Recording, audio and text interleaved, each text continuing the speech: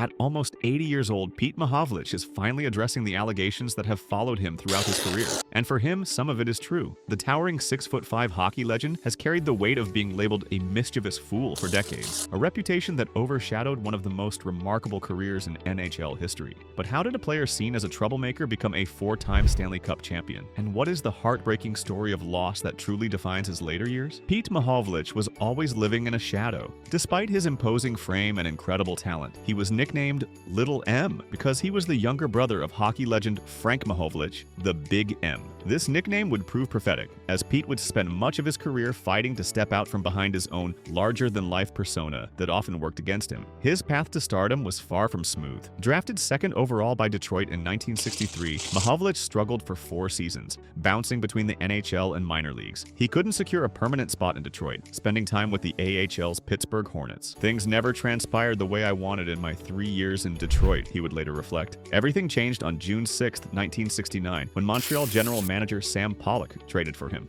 "Peter, we traded for you because we felt that you could play for the Montreal Canadiens," Pollock told him. "We feel that there's something there that will flourish in Montreal." Even then, success wasn't immediate. Mahovlich spent another 31 games in the AHL before getting the call-up that would transform his career. This intensity and determination defined his early years in Montreal. And if you're a fan of hockey stories that go beyond the stats, make sure you subscribe to the channel for more deep dives into the legends of the sport. Once he found his footing with the Canadiens, Mahovlich became the elite offensive player Pollock had envisioned. He became a cornerstone of 4 Stanley Cup championships in 1971, 1973, 1976, and 1977, playing alongside Hall of Famers like Guy Lafleur, Jacques Lemaire, and Yvan Cournoyer. His breakout season came in 1970-71, when he scored 35 goals in the regular season and added 10 more in the playoffs as Montreal captured the championship. At his peak, Mahovlich was one of the most productive centers in the league. He shattered the 100-point barrier in consecutive seasons, recording 117 points in 1974, 75 and 105 points in 1975, 1975-76. His 82 assists in that 1974-75 campaign remained a Montreal Canadiens single-season record, a remarkable feat in a team filled with hockey's greatest offensive talents. This wasn't a player riding coattails. He was driving the offense himself. But Mahovlich's value went beyond offensive statistics. He was a rare combination of elite skill and intimidating physical presence. While setting team records for assists, he was also one of Montreal's most penalized players. He led the Canadiens in penalty minutes in 1971 with 181 minutes, again in 1972 with 181 minutes, 103 minutes, and once more in 1973-74 with 122 minutes. He could be a smooth skating playmaker one moment and drop the gloves for a fight the next. This duality wasn't a flaw in his game, it was the engine of his success. His most productive offensive seasons often came with high penalty totals, showing that his aggressive style was what made him so effective. His trademark end-to-end rushes often involved powering through defenders, creating space for himself and his teammates while intimidating opponents. However, this passionate intensity that made him great on ice also contributed to his complicated reputation off it. Mahovlich became known as a noted fun-loving prankster,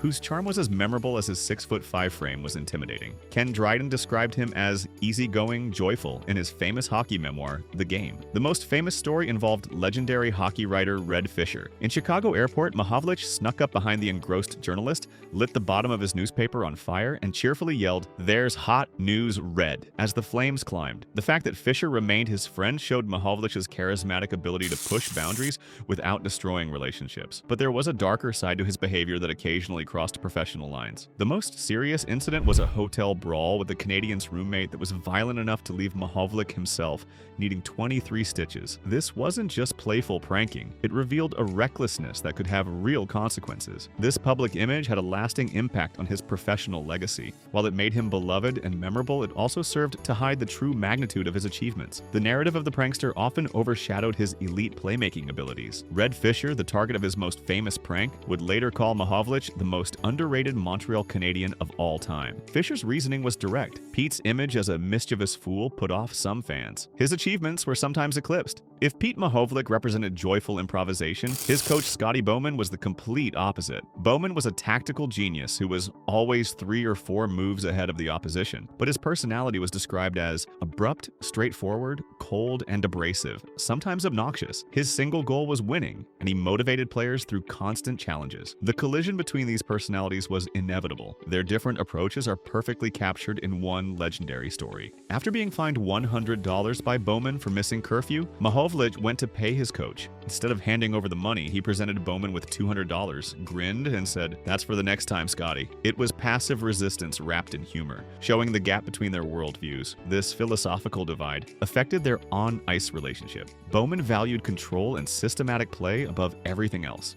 Mahovlich was an improvisational artist whose rushes were acts of individual brilliance rather than team execution. When Bowman praised Mahovlich, he focused on physical attributes rather than creative spirit, saying simply, "Peter had a hell of a reach." By 1977, the friction had become impossible to manage. On November 29th, Montreal traded Mahovlich to Pittsburgh in exchange for Pierre LaRouche. Mahovlich's words about the trade show there was no bitterness, only professional acceptance. "Things had soured between Scotty and I. There were some issues," he stated years later. "It was a mutual thing, me moving on. I don't look back. I would have liked to stay and win more Stanley Cups, but it was time for me to move, and I felt it was the best thing for my career and my family at the time." This proves that even unprecedented success wasn't enough to bridge fundamental personality differences. Winning 4 Stanley Cups together couldn't reconcile the incompatibility between a creative star player and his demanding head coach. The dynasty continued, but it had to shed one of its core components, because the environment had become unlivable for Mahovlich. But perhaps Mahovlich's greatest moment came during the 1972 Summit Series against the Soviet Union. After Canada's shocking 7-3 loss in Game 1, they desperately needed to win Game 2 in Toronto. That's when Mahovlich scored what many consider one of the most important goals in Canadian hockey history. While short-handed, he took a pass near center ice, roared across the Soviet blue line, and executed a move of pure brilliance. He faked a slap shot, causing the defenseman to commit, then flew by, deked left, and then right, leaving the Soviet goalie down and out as he slipped the puck into the net. Throughout that series, Mahovlich was more than just a goal scorer. His physicality helped intimidate the structured Soviet team, throwing them off their game.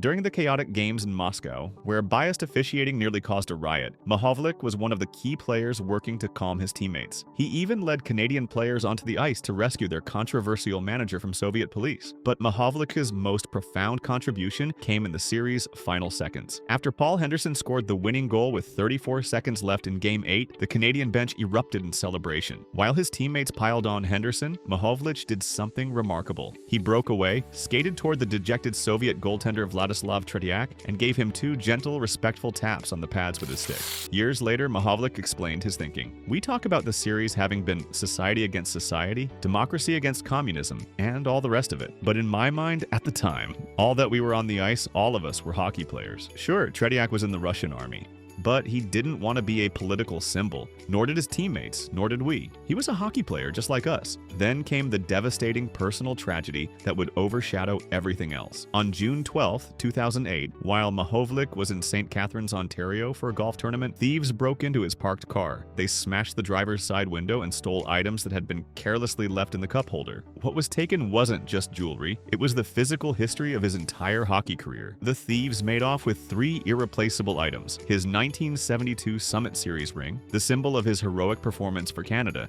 his Canadian Sports Hall of Fame watch from when the entire 1972 Team Canada was inducted, and his Montreal Canadiens Alumni Association ring commemorating all 4 of his Stanley Cup victories. Police had no immediate suspects and theorized the thieves probably had no idea what they had stolen, likely pawning the items quickly for a fraction of their true value. To this day, there's no public record of the items ever being recovered. Mahovlich's reaction focused entirely on meaning, not money. "It's not the cash value of the jewelry that matters, it's what the rings mean," he told reporters. "It's something that cannot be replaced, and the sad thing is you never know where they will end up or how." The theft serves as a cruel metaphor for his entire career story. Throughout his time in the league, his contributions were often obscured by his reputation as a troublemaker. His role with the Canadiens dynasty was cut short by irreconcilable differences with his coach. In both cases, full appreciation of his value was taken from him. Then in 2008, the literal symbols of his greatest triumphs were physically stolen, making the loss of his legacy both permanent and tangible. At almost 80, Pete Mahovlich has weathered professional controversy, personal tragedy,